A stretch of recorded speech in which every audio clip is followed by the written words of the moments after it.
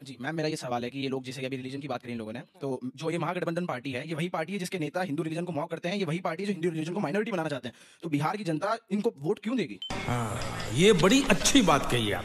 सुधांशु जी ने शुरुआत में बोला किसी खास क्षेत्र को लेकर के करार आ जाता है, प्यार आ जाता है, जब चुनाव आता है तभी आपकी नजर में क्यों बिहार आ जाता है? पहला सवाल। ठीक है, ठीक है, पहला चीज। मैम दूसरा सवाल मेरा है, सुधांशु जी से उन्होंने कहा कि कोई भी पार्टी छोटी बड़ी नहीं है, जबकि पार्टी इतनी बड़ी है, एनडीए की सरकार है, 20 साल से नीतीश कुमार की सरकार है, और अपने आपको देश की सबसे बड़ी पार्टी मानते हैं, तो बिहार में पलायन जैसे मुद्दे क्यों नहीं रुक रहे हैं? और लास्ट सवाल मैम मेरा जेडीयू से है।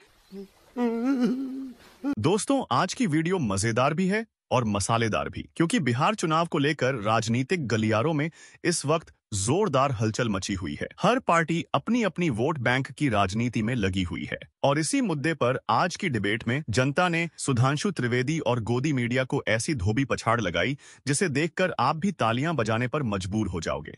वीडियो बहुत मजेदार है, अंत तक देखना, क्योंकि अंत में जनता ने मोदी और गोदी मीडिया की सारी पोल खोलकर रख दी। चलिए देखते हैं डिबेट में आगे क्या हुआ।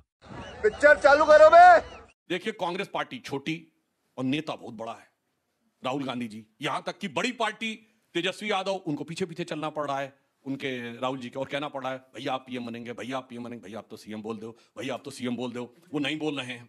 दूसरी समस्या क्या है? सिर्फ इतनी नहीं है जो आपने कहा, ओवैसी साहब की पार्टी, प्रशांत किशोर जी की पार्टी। इस सबसे समस्या जानते क्या है? सबकी नजर, जैसे अर्जुन की नजर केवल आंख, उसके चिड़िया की आंख पे थी, इन सब की नजर एक है वोट बैंक के ऊपर है। उस एक वोट बैंक पे होने की वजह से इन लोगों को डर लगता है कि कोई मेरा हिस्सा ना ले जाए, कोई उसका हिस्सा ना ले जाए। जैसे भी आपने दिखाया कि महागठबंधन और एनडीए के बीच के मत प्रतिशत में बहुत भारी अंतर नहीं था। मेरा दावा है कि अगर आप उसका डिस्ट्रीब्यूशन दिखाएंगे ना कॉन्स्टिट्यूएंसी वाइज, तो कुछ विशेष क्षेत्रों में उनकी प्रचंड जीत मतलब विशेष क्षेत्र, वो जो जो जो इनका हर दिल अजीज वोट बैंक है, जिसको देखकर एकदम मोहब्बत का उभार आ जाता है, हाँ। जिसको लेकर दिल में करार आ जाता है, जिसको लेकर दिल में प्यार आ जाता है, जिसको लेकर नजर सज्जे में झुक जाती है, और जिसको लेकर पटना के गांधी मैदान में तेजस्वी यादव जी आके इमारत शरिया की बात करते हैं, और लालू प्रसाद यादव जी का परिवार, मतलब मैं कहूंगा यादव समाज, गोपालक समाज, हिंदू समाज में सर्वाधिक गाय की पूजा की जाती है। गो हत्या सबसे बड़ा वो माना जाता था पाप। वो गोपालक समाज मुहर्रम के ताजिए के आगे सजदा करता है, घर में बुलाकर उनके ऊपर वो करता है। इसलिए मैं कह रहा हूं, उस कारण से दुबई में करते हैं। पर दूरबीन से ये भी तो देखा जाएगा कि आप कहां पर सजदा करते हैं। एक सेकंड, दूरबीन से ये भी तो देखा जाएगा कि आपके कौन से इलाके में ज्यादा वोट आए। आप भी तो सिर झुकाते हैं ना कहीं खास इलाकों में। ये हुई ना बात। सजदा नहीं करते हम, साष्टांग दंडवत करते हैं, और वहीं पे करते हैं जहां हमारी आस्था होती है। जी, मैम मेरा ये सवाल है कि ये लोग जैसे कि अभी रिलीजन की बात करी इन लोगों ने, तो जो ये महागठबंधन पार्टी है, ये वही पार्टी है जिसके नेता हिंदू रिलीजन को मॉक करते हैं, ये वही पार्टी है जो हिंदू रिलीजन को माइनॉरिटी बनाना चाहते हैं। तो बिहार की जनता इनको वोट क्यों देगी? हाँ, ये बड़ी अच्छी बात कही आप। ठीक है, एक दो सवाल इधर से ले रहे हैं, धीरेन्द्र जी को भी बोलना है। आइए। मैम मेरा ये सवाल है कि सुधांशु सर ने ये बोला कि एनडीए में सब कुछ सही है। अगर सब कुछ सही रहता तो कुछ दिन पहले चिराग सर ने बोला था कि हमें मतलब अफसोस है कि हम ऐसे सरकार का सपोर्ट करते हैं जो बिहार में मतलब लॉ एंड ऑर्डर को, कानून को घेरा था। चलिए जवाब दीजिए धीरेन्द्र जी। यस धीरेन्द्र जी जवाब आप दीजिए। अंजना जी, बिहार में हो हिंदू या मुसलमान, सबकी पसंद चिराग पासवान। मैं सीमांचल की बात कर रहे हैं। दीजिए, नेताजी रुक गए बोल के कि ताली बजाइएगा आप लोग। नहीं, बजाने लायक है मेरे नेता। और सीमांचल की बात कर रहे हैं अभी कानून व्यवस्था पर जिससे सवाल पूछते हैं, मैं वहां आता हूं ना, पहले वहीं आ जाऊं या खुद सीएम बनेंगे।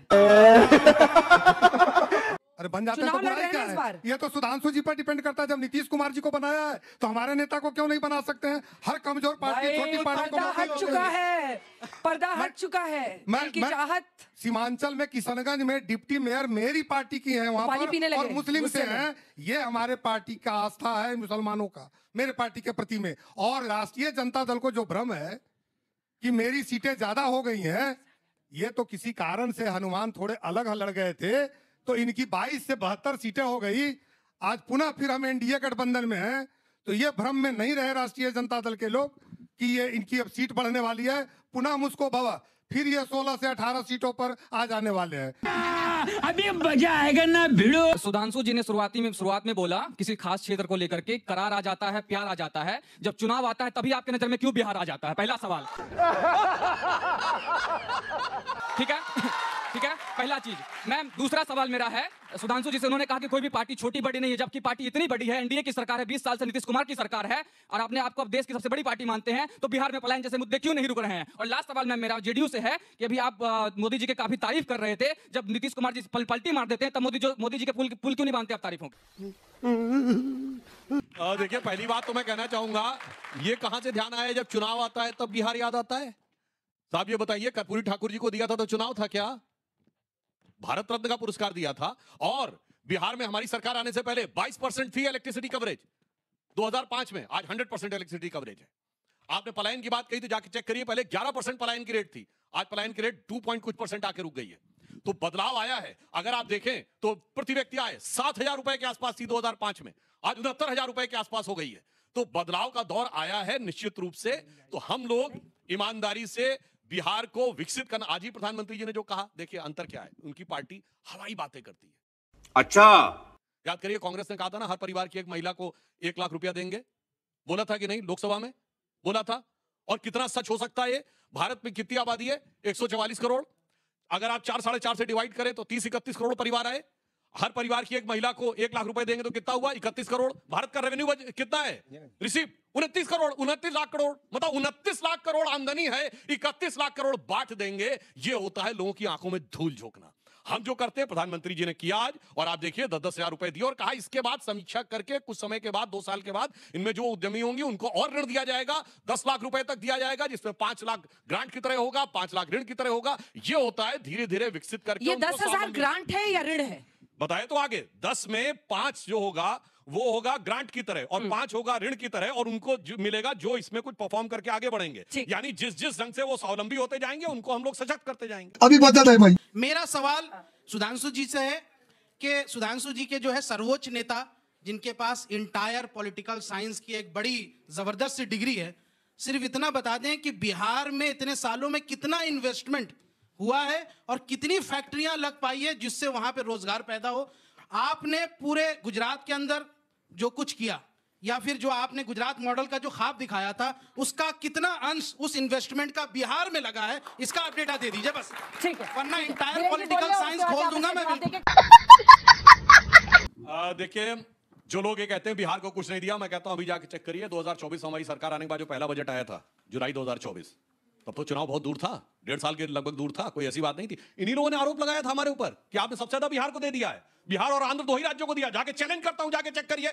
तब तो कह रहे हैं सब कुछ बिहार को दिया, और संसद ने प्रदर्शन किया, सांसदों ने, कि बिहार को इतना ज्यादा क्यों दिया गया है, इसलिए कि नीतीश कुमार जी समर्थन कर रहे हैं। और आज आके एकदम उलट गए। इसे कहते हैं वक्त के साथ कैसे पलटी कलाम बाटी खाते हैं, वो दिखाई पड़ता। या तो भाई वो तब सच बोल रहे थे, यहाँ सच बोल रहे हैं, बता दो ना भाई, तब झूठ था, यहाँ झूठ था। हकीकत में उसका जवाब दे दीजिए। अरे मैं उसका पूरा बात सुनिए ना। इन्वेस्टमेंट समिट से आप सुनिए भाई, जवाब दे रहा हूँ। यहाँ विषय नहीं, विषय सुनिए। प्रधानमंत्री जी ने 2000, सुनिए पूरी बात सुनिए, प्लीज। प्रधानमंत्री जी ने 2014 में यह बात कही थी, देश के अंदर विकास को लेकर एक असंतुलन है। देश का पश्चिमी हिस्सा अधिक डेवलप्ड है, दक्षिणी हिस्सा अधिक डेवलप्ड है, और देश का पूर्वी हिस्सा, जिसमें सिर्फ बिहार नहीं, बिहार, झारखंड, बंगाल, पूर्वोत्तर और उड़ीसा के क्षेत्रों में कम डेवलपमेंट हुआ है, क्योंकि एक लीगेसी है 150-200 साल की ब्रिटिश टाइम में, जब इस इलाके को बैकवर्ड रखा गया था। इसलिए उन्होंने कहा कि जब तक देश का पूरा नेहरू को दोष देते थे, अब अंग्रेजों को दोष विकास के लिए रखे, और बिहार के पिछड़ेपन के लिए अंग्रेज को दोष देंगे आप? क्या तरीका है बीच में कर रहे हैं आप? नहीं, आप क्या बात करते हैं? आपसे पूछा गया बिहार के इन्वेस्टमेंट के बारे में, आपने कह दिया कि नहीं थी, तो अंग्रेजों की लीगेसी थी। दृष्टि से पीछे है, और उसमें एक और कारण भी था पूर्वी हिस्सा पीछे होने का, क्योंकि सब बोलिए बीच में डिस्टर्ब करिए, मैं बता रहा हूं उसका कारण था, क्योंकि यहां पर कम्युनिस्टों का ऐसा कंट्रोल था कि कोई इंडस्ट्री डेवलप नहीं होने देना चाहते थे। हम लोग के जमाने में बचपन में सुनते थे भाई क्या तरीका है बार-बार डिस्टर्ब करने का?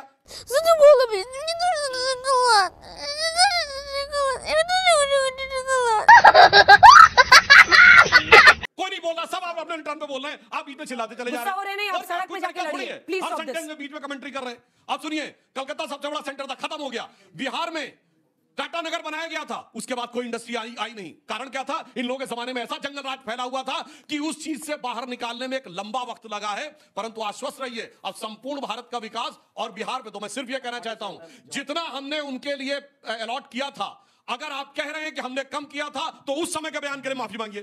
खत्म, bye bye, tata, good bye.